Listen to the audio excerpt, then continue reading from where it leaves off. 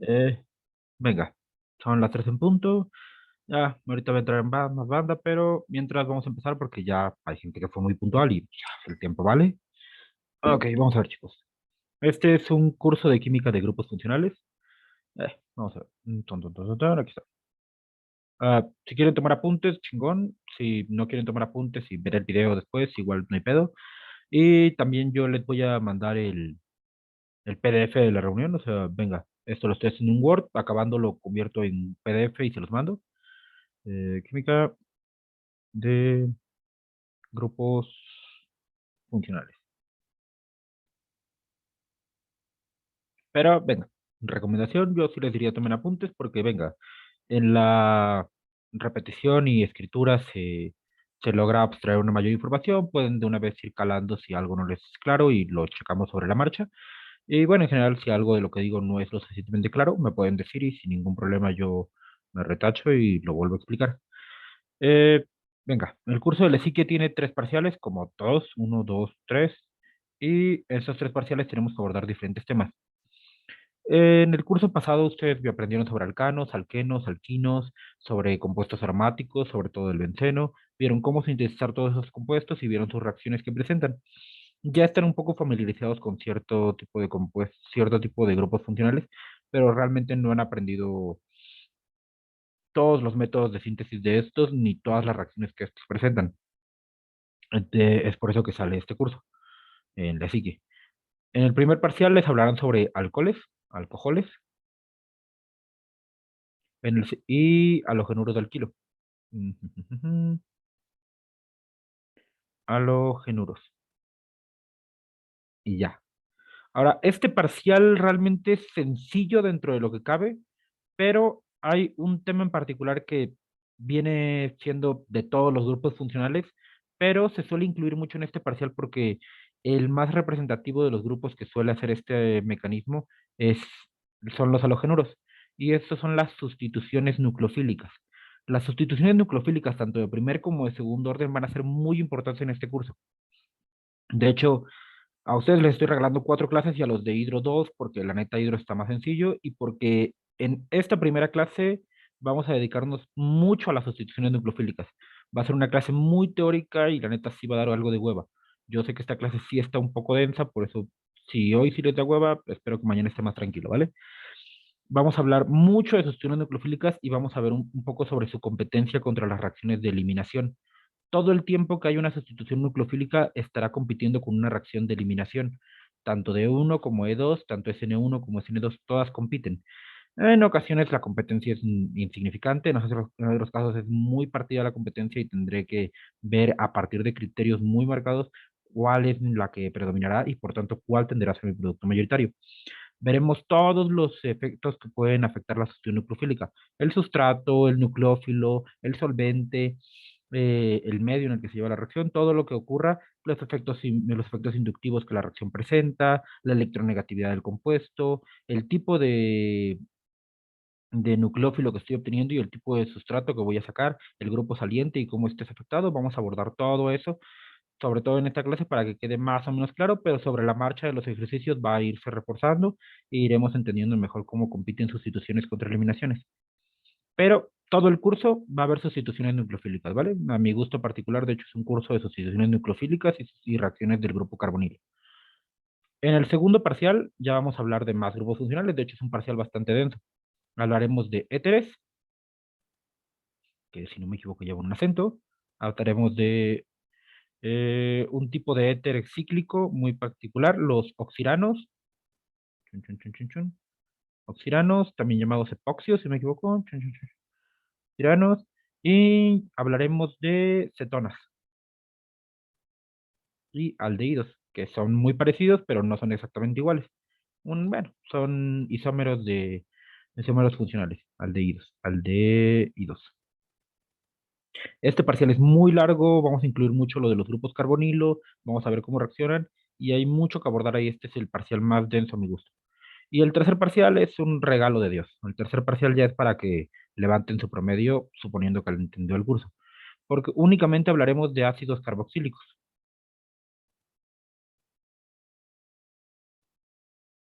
Y los ácidos carboxílicos tienen una reacción muy particular que son los derivados de ácidos carboxílicos. Vamos a ver cómo se obtienen y todos se obtienen casi por el mismo método, reacciones de adición-eliminación en los grupos carbonilos, pero lo veremos cuando lleguemos a ese punto, ¿vale? Así que, mientras tanto, vamos a empezar. Les decía, el primer tema que hablaremos serán los halogenuros de alquilo. Chun, chun, chun, chun, chun.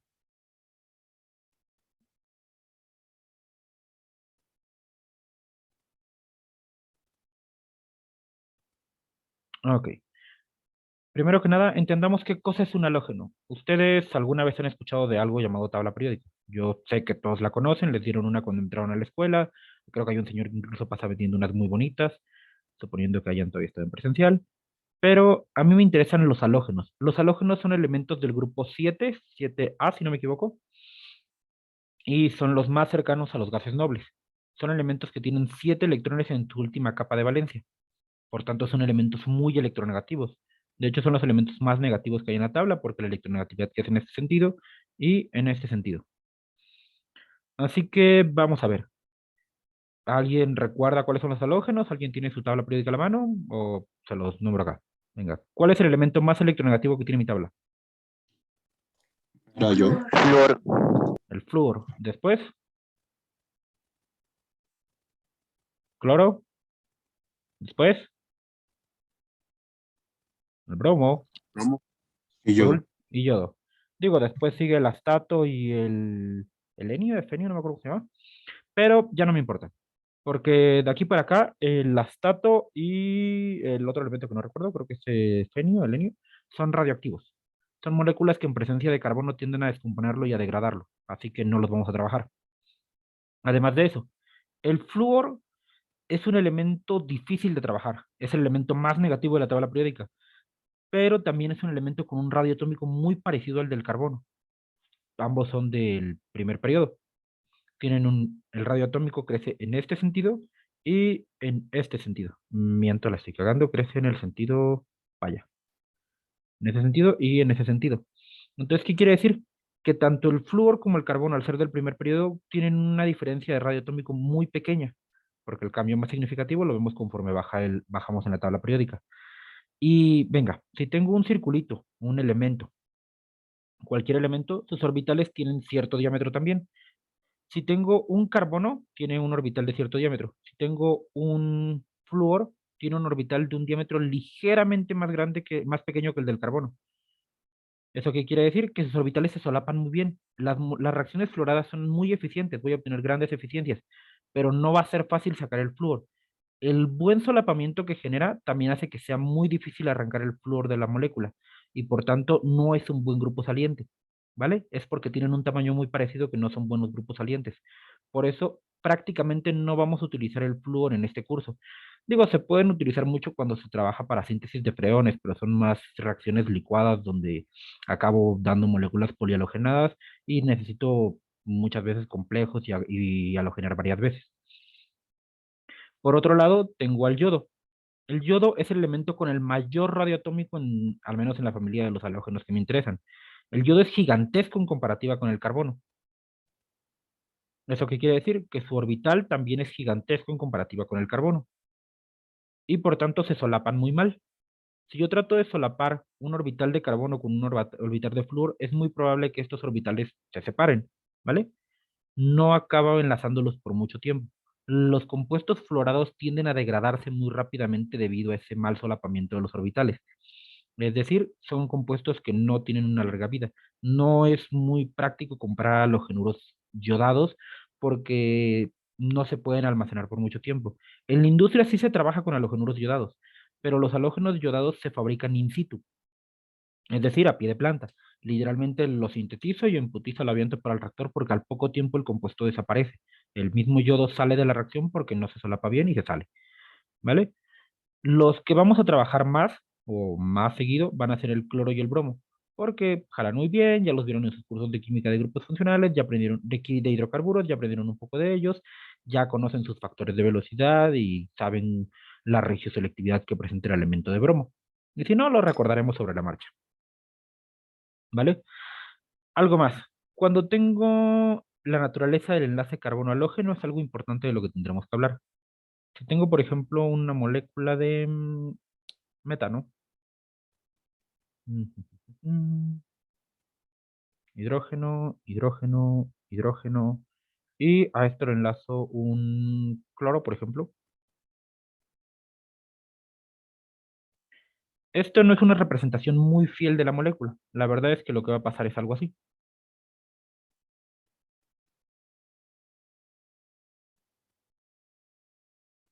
¿vale? El enlace entre el carbono y el halógeno tiende a ser mucho más largo. ¿Por qué? Porque el carbono no quiere estar tan pegado. Además de eso, va a proteger a sus grupos, cualquier grupo que tenga, no solo hidrógenos, inclusive si son cadenas de carbono. Inclusive si estos son CH2, CH3 y un hidrógeno, los va a mandar hacia atrás en el plano, va a tratar de empujarlos tanto como pueda alejándolos del halógeno.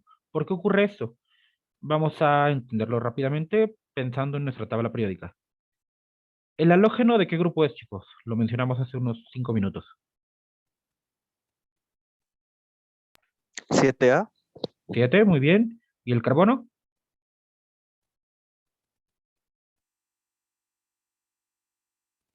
Venga, el carbono forma 4 enlaces. ¿De qué grupo, de qué grupo tiene que ser?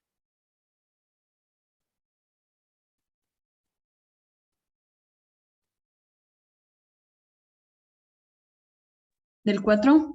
Pues sí, del 4. Excelente. Muy bien, mi estimadísima Paula. El carbono es del grupo 4. ¿Qué quiere decir? Que el carbono tiene 4 electrones en su última capa de valencia y el cloro tiene 7. ¿Quién es más electronegativo entre ellos? Si sé que la electronegatividad crece así. El cloro. El cloro es mucho más negativo. Todos los halógenos son más negativos que el carbono. Ahora, dicho mal y dicho rápido, la electronegatividad es la capacidad de un elemento para robar los electrones, los grupos, los protones, las cosas de otro, ¿vale? La electronegatividad es una capacidad de ser un buen ratero. Los halógenos sin ningún problema entran en la política. El halógeno puede fácilmente robar la electronegatividad del compuesto. Es por eso que el enlace se enlonga. El carbono trata de evitar que le robe la electronegatividad, pero al final del día los electrones de esta molécula van a tender a fluir hacia el halógeno, cargándolo negativamente a él y acrementando su carga negativa, acrementando ese carácter negativo en él. Así es como el halógeno se carga y le regresa los mismos electrones descargados al carbono. La energía tiende a pasar más tiempo ahí. Si alguna vez checan un diagrama de energía de un halógeno, verán que tiende a tener colores muy parecidos al rojo de este lado, que van decreciendo en un así hacia el carbono. Chon, chon, chon, chon, chon, al final colores más o menos azules. Más o menos así se ve un diagrama de energía de la molécula. ¿Por qué pasa esto? Porque el halógeno, al ser más electronegativo, tiende a polarizar la molécula, tomando un carácter fuertemente negativo. Y esto a su vez hace que el carbono, que se enlaza de manera directa a un halógeno, tome una carga parcialmente positiva. ¿Vale? Eso es lo importante. El carbono que se enlaza de manera directa a un halógeno toma una carga parcialmente positiva. Y el halógeno toma una carga parcialmente negativa. Ojo, yo no estoy diciendo que el halógeno le sobran electrones y que ha rebasado el octeto y que tiene 9 electrones de valencia ni nada del estilo. Yo no estoy diciendo que el carbono es un carbocatión y que tiene un electrón menos. Solamente estoy diciendo que en comparativa entre estos dos, el halógeno es más negativo por ser del grupo 7 y por eso está robando la energía del compuesto, ¿vale? Como si tuvieran un amigo tóxico que todo el tiempo te pone de mal humor. Es que llegan y te amargan la vida. Eso es lo que está haciendo el halógeno. Y eso es lo que hace que el carbono enlazado directamente a él sea susceptible a recibir un ataque, porque es un compuesto muy positivo. Es algo que no pasa en los alcanos, que ustedes vieron cuando estudiaban. Los alcanos, también llamados parafinas, y que de hecho reciben ese nombre por eso. Para significa no, fina se refiere a la afinidad. Son compuestos no afines. Prácticamente no tienen reacciones por eso, porque no son afines a nada. Un alcano no tiene polaridad. Si yo tengo, por ejemplo, el butano, CH2, CH2, CH3, esta molécula no es todos son elementos del grupo 4 y hidrógenos del grupo 1, ¿no? Todos tienen la misma carga y se están compartiendo dos electrones. Son enlaces no covalentes no polares. En esas moléculas no van a reaccionar en medios ácidos, no van a reaccionar en medios básicos, no van a reaccionar tampoco en presencia de solventes próticos o apróticos. Los alcanos son una excelente molécula porque no tiende a reaccionar prácticamente con nada, algo que los halógenos evidentemente sí hacen. Reaccionan fácilmente por la polaridad que la molécula entrega. Es por eso que lo primero que enseñan en hidrocarburos es cómo halogenar compuestos. Ahora, ¿por qué es importante esto? Porque ya hablamos de dos propiedades. Hablamos de la propiedad de la polaridad que tienen los halogenuros. Y hablamos de lo mal que se solapan los enlaces de los halogenuros en función de los carbonos. Es decir, cómo los halógenos son buenos grupos salientes.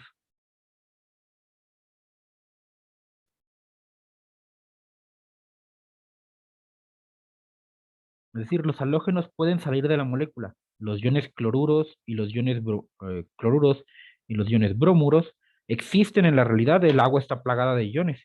De hecho, en sus prácticas de análisis cuantitativo, ustedes desarrollan cómo contabilizar los iones y demás moléculas. Esos iones existen y son estables por sí solos.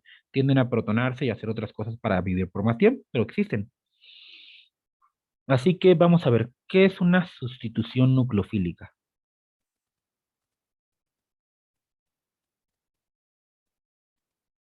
Digo, ya después haremos un repaso de todas las reacciones de halógenos de hidro, pero de momento, antes de enseñarles bien cómo sintetizar todos los halógenos, quiero que entendamos esto, porque muchas de las reacciones que veremos, inclusive para sintetizar halógenos y que ustedes ya vieron en hidro, parten del mismo fundamento, de la sustitución nucleofílica.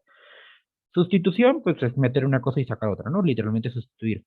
Y nucleófila se refiere a que estoy cambiando el núcleo de la reacción, es lo que estoy cambiando, el núcleo. Partamos, por ejemplo, del esquema clásico. Tengo un nucleófilo que en presencia de un sustrato se va a convertir en un producto. R, nucleófilo, chun, chun, chun, chun, chun, y un grupo saliente. Ok. Ahí está. Ese es el esquema clásico de una sustitución nucleofílica. ¿Qué es lo que va a pasar? El nucleófilo es el grupo atacante, grupo que genera un ataque.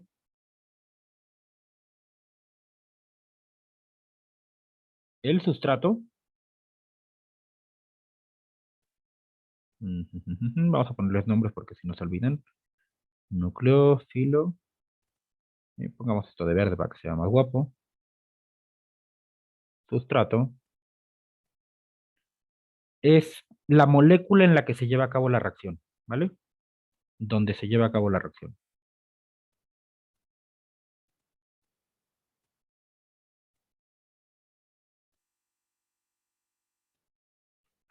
Esto pues es un producto, yo creo que esto no necesitamos definirlo, es lo que obtengo.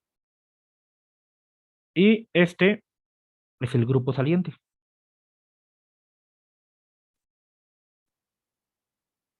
Saliente, ¿vale? Podemos ver que este grupo saliente se encontraba aquí antes. ¿Qué es lo que pasó? Mi nucleófilo generó un ataque provocando la salida del grupo saliente y lo reemplazó. Vamos a ver dos sustituciones nucleofílicas, la SN1 y la SN2. Veremos de hecho primero la SN2. Estas son reacciones de primer y segundo orden. Se llaman así por, bueno, más que nada por la cinética de la reacción y cómo se dan las intervenciones de las moléculas. Pero igual, vamos a ver. Ambas tienen el mismo esquema. El esquema global es el mismo para las dos. Nucleófilo, sustrato, producto. Chun, chun, chun, chun, chun. Entendamos un poquito mejor. Cuando yo tengo una SN2, una sustitución nucleofílica de segundo orden,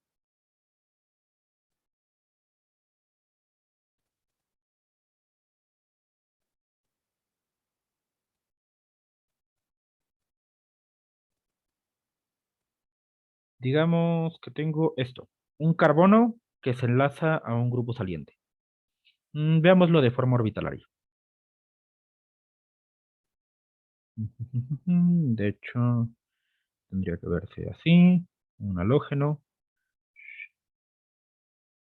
y que aquí tiene un grupo, no digamos qué grupo es, solo es un grupo 1, puede ser un hidrógeno, o puede ser una cadena de carbonos, un grupo 2 y un grupo 3. ¿Vale? No estamos pensando en qué tiene, simplemente tengo eso. Un carbono rodeado de 4 cosas donde una se va a salir. El grupo saliente de entrada tiene que ser una cosa estable, tiene que poder existir en la realidad cuando lo saque.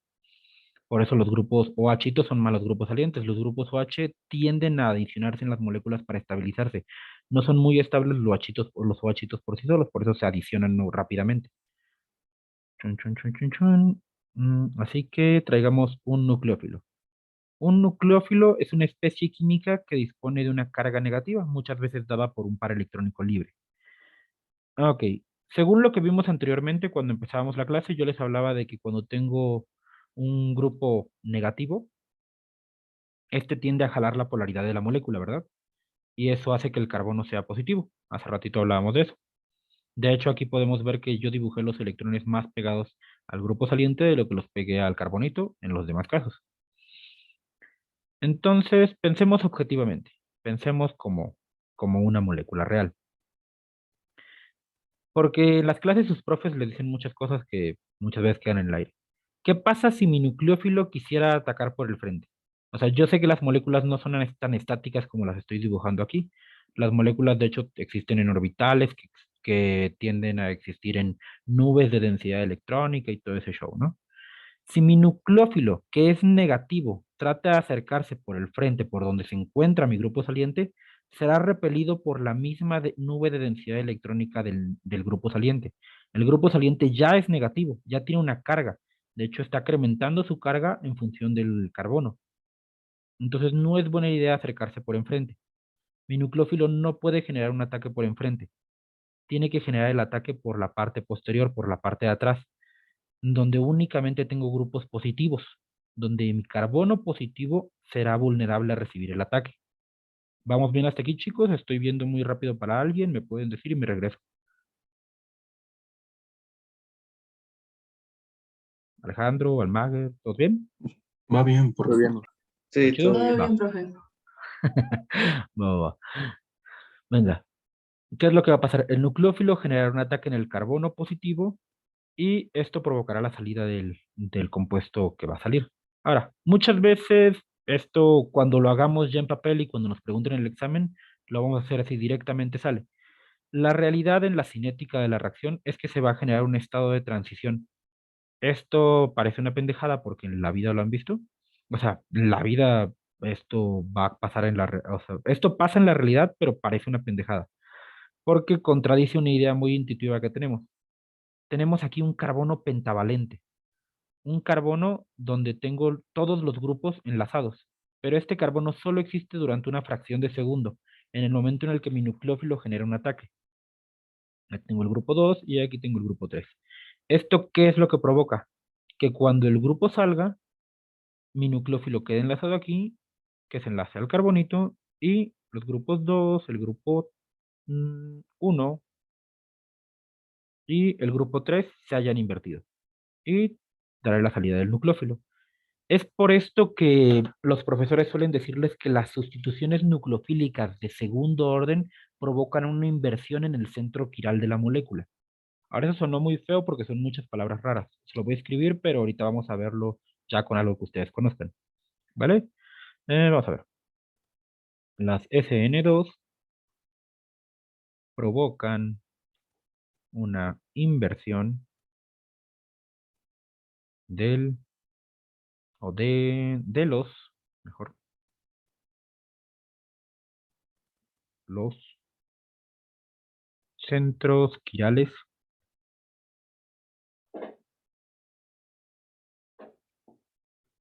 de las moléculas. Ok. Eso sí es importante porque si en un examen les ponen por ejemplo, no sé, el 2-bromobutano y les piden que hagan una SN2 utilizando, no sé, hidróxido de sodio, ustedes sí tienen que poder invertir la molécula y el alcohol tiene que haber cambiado de la forma R a la forma S o de la forma S a la forma R respectivamente. Ahora, ese es un tema que ustedes tuvieron que haber visto en primer parcial de química de los hidrocarburos, pero vamos a retomarlo un poco rápido. ¿Vale? Igual lo podemos ver con más detenimiento después si a alguien le genera conflicto. CH3, CH2, carbono, un bromo. Vamos a mandar hacia atrás un hidrógeno y aquí vamos a poner otro metilo. Tratemos esto con hidróxido de sodio en sulfóxido de dimetilo, sí, DMSO, ¿vale? El sulfóxido de dimetilo es un solvente aprótico, así que venga, ahorita vamos a ver por qué estoy usando un solvente aprótico cuando veamos con detenimiento todos los conceptos que requiere la SN2. De momento, simplemente ignórenlo y entendamos que es un solvente que no participa en la reacción, que simplemente es el medio en el que ocurre. Ok, vamos a aclarar varias cosas aquí. Primero que nada, ¿saben cómo identificar un compuesto R o un compuesto S? Digo, probablemente algunos no, así que vamos a hacerlo con detenimiento. Para esto hay que retomar las reglas de Kahn, Ingold y Pregel.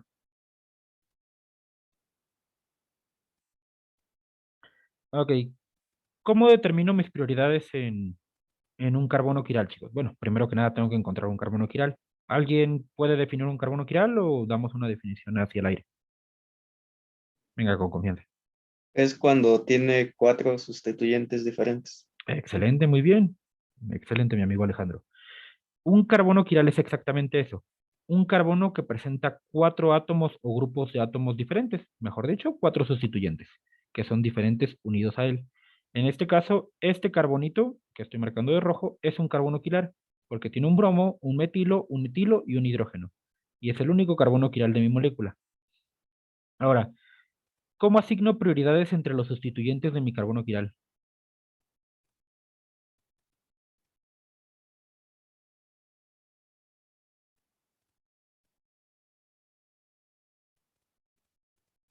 En función del número atómico, ¿vale? Eso es del primer parcial de hidro, pero les juro que no tengo conflicto. La mayor prioridad será el elemento de mayor número atómico. Ojo aquí, yo estoy diciendo número atómico, no peso atómico. ¿Cuál es el número atómico del carbono, chicos?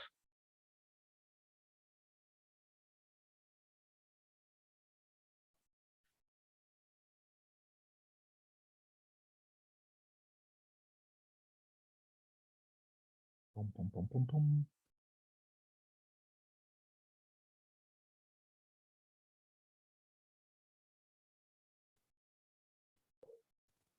6. Ok. ¿Alguien tiene dudas de por qué es el número 6? El hidrógeno me parece que es el 1, el litio es el 2, el berilio tendría que ser el 3. Por aquí tendremos al boro como el 5, el carbono como 6, el nitrógeno como 7, el oxígeno como 8, el flúor tiene número 9, si no me equivoco. Y así debería de continuar. Así que vamos a ver. El carbono tiene número 6. ¿Cuál es el número atómico del bromo?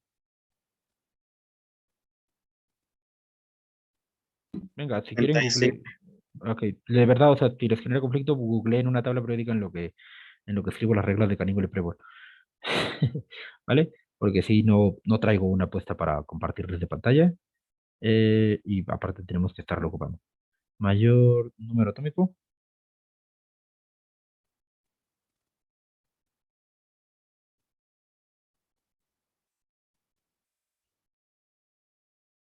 Pam, pam, pam, pam, pam.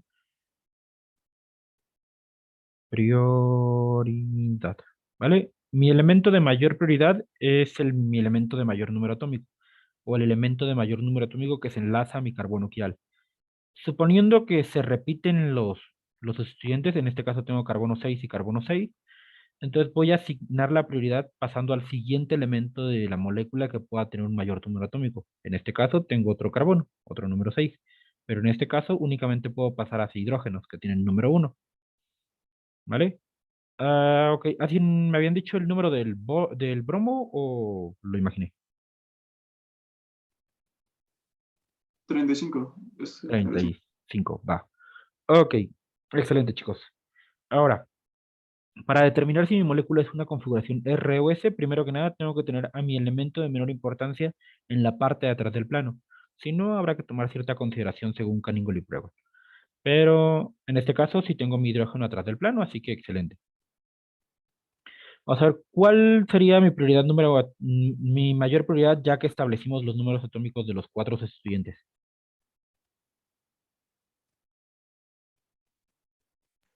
Bromo, El bromo, muy bien, vamos a llamarlo prioridad A. Y después, ¿el etilo o el metilo? El etilo. El etilo, etilo, muy bien, llamémoslo prioridad B. Después, el metilo, eso sería lo que queda. Y esto mi prioridad D, ¿vale? Ahora vamos a hacer una flecha curva que vaya desde A hasta C y no me importa si paso o no paso por D. Si paso, chingón, y si no, no me importa. Desde A hasta D, A, B, C. Si mi molécula gira como las manecillas del reloj, es una configuración R. Si mi molécula gira opuesto a las manecillas del reloj, es una configuración S, ¿vale? Si giro como el reloj,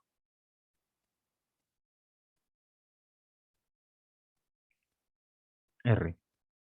Si no, S, ¿va?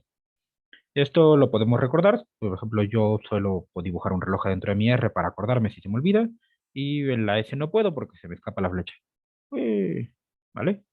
En la R es el reloj. En la opuesta es S. Ahora, ¿mi molécula gira como reloj o gira en sentido opuesto, chicos? Así sentido como... opuesto. chun, chun, chun, chun. ¿Todos de acuerdo? Y yo ¿Podría sí que... repetirlo, profe? Es que no escuché. Sí, venga. La pregunta, bueno, venga, la idea es que si la molécula gira como el sentido del reloj, será una molécula R. Y si gira en el sentido opuesto, será una molécula S. Que, venga, son los que asignaron Ingold y Pregel para decir el giro de la molécula. Esto parte de la idea de los enantiómeros. Así que aquí el compañero mencionaba que es una molécula S, ¿verdad? Vamos a ver, 12, 3, 6, 9. Y ya que mi molécula está girando así, pues sí, gira en sentido opuesto al reloj. Una molécula S. ¿Cómo se llamaría entonces? El S2 bromo butano. O el S bromuro de secbutilo. Ahora, en el curso, en este en particular, no me voy a clavar demasiado con la nomenclatura, chicos. Sí lo podemos hablar y puedo explicarles cómo se nombran sin ningún problema. Pero igual si gustan, estoy dando un curso gratuito de nomenclatura. De hecho, creo que algunos ya se habrán unido, que va a empezar hoy en la noche. Ahí sí, con todo el gusto del mundo, me detengo todo lo que quieran en la nomenclatura, porque la neta sí es un chingo. O sea, sí es un chingo de nomenclatura. Y por ejemplo, si alguien está cursando con profesores como Bernabé o como Tierra Blanca, probablemente sí ocupen una muy buena nomenclatura, ¿vale? Yo sí les recomendaría que le dediquen sus horitas y que le entren, pero igual si no, les puedo mandar literatura y podemos trabajarlo en tiempos extra, ¿vale? Ok, ya establecí que mi molécula es S, entonces mi producto debe de ser el CH3, CH2, carbono, grupo OH, hidrógeno y CH3, el R2 butanol, también llamado el R alcohol sec butílico o el R metil, no, es etil metil, control Z, etil metil carbinol. Esos serían mis tres nombres que le puedo dar al alcohol. Esto un poquito feo. Vamos a ver el mecanismo de reacción de por qué esto ocurrió por una sustitución nucleofílica. Suponiendo que vamos por un SN2. CH3, CH2, carbono, grupo bromo y CH3. En presencia de NaOH. Ok, ¿el sodio es metal o no metal, chicos?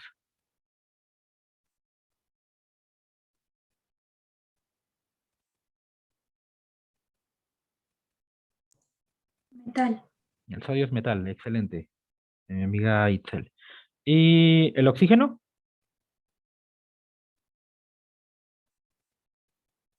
No, no metal. El oxígeno no es metal, muy bien. Entonces, ¿qué pasa cuando tengo un elemento metálico enlazado con un elemento no metálico? Se forma un enlace iónico. Esto, venga, es muy teórico y muy de huevo, pero lo único que va a pasar es que mi elemento metálico cede toda la carga al grupo metálico, al grupo no metálico, perdón, y eso hace que mi molécula se ionice. Literalmente se les llaman enlaces iónicos porque el oxígeno toma la carga formalmente negativa y el sodio toma una carga formalmente positiva. De esta forma, mi oxígeno sí se queda con el par electrónico. Podemos ignorar completamente el sodio, aunque si lo quieren poner igual no pasa nada, ¿vale? Ya sé por qué. Me incomodaba ver la chala, pero la voy a poner acá. Ok. Ahora, mi compuesto ya establecí que es negativo. ¿Cuál es la parte más positiva que tiene esta molécula, chicos? Según lo que hemos visto hoy.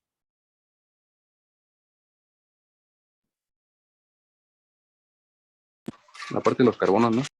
Ok, tengo 4 carbonos. ¿Cuál de los carbonos es el más positivo?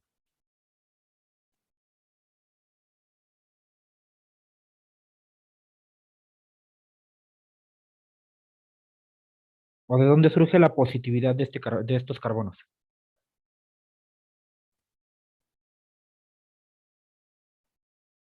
Venga, se vale equivocarse, chicos. Les juro que no los voy a regañar. Pues de que el bromo pues jala la electronegatividad, ¿no? Excelente. Está perfecto, muy bien dicho. El bromo jala la electronegatividad. Entonces, ¿cuál es el carbono más positivo? Llamamos los carbonos 1, carbono 2, carbono 3 y carbono 4.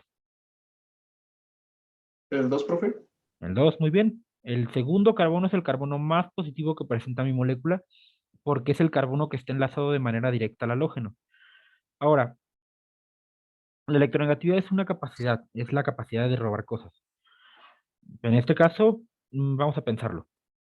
Ustedes son personas muy positivas, ¿vale? Gente muy amable que tiene una sonrisa en el día a día y que me cae muy bien. Por otro lado, el chaca de su colonia que carga una navaja es una persona que siempre se ve de mal humor y por alguna razón quiere filarearlos. Y que tratamos de evitar, ¿verdad? Que no sé, pongamos una cicatriz para verlo más rudo. El chaca de la colonia tiende a atacarlos a ustedes. Esperemos que eso no pase, pero es lo que tenderá a hacer.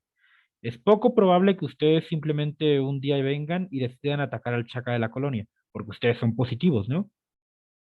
No me imagino a ninguno atacando a un chaca. Quién sabe, ¿no? Chance alguien me sorprende. Pero eso es lo importante. ¿Por qué les digo esto? Porque es muy común que ustedes sí entienden esto y sí lo aprendieron, pero parten de que el carbono genera un ataque hacia el grupo OH, y eso no es cierto. Y es ahí cuando llegan y se quejan con de que el profe me reprobó y mi examen estaba perfecto y yo hice las mismas flechas que él. Y sí, sí es cierto, tal vez hiciste las mismas flechas que él, pero las hiciste al revés. Si yo no entiendo la electronegatividad y no logro demostrar que estoy entendiendo el mecanismo, el profesor me va a reprobar. El docente va a decirme, dude, estás diciéndome que el positivo ataca al negativo y eso no tiene sentido.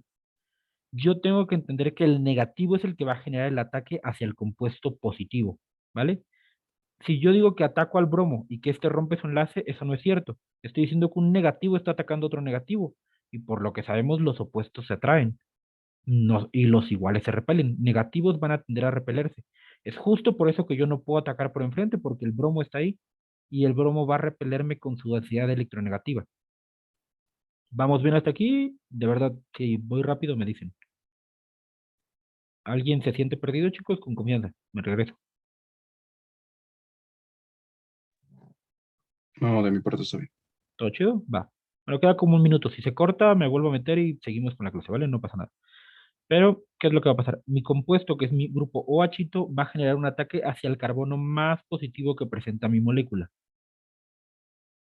Esto va a provocar que mi carbono, que solo puede tener 4 enlaces, se vea forzado a romper su enlace con el bromo. Y de una inversión del centro quiral. CH3, CH2, carbono. Mandemos aquí el grupo OH, el grupo CH3 acá, y aquí pongamos un hidrógeno, ¿vale? El R2 butanol. Además de eso,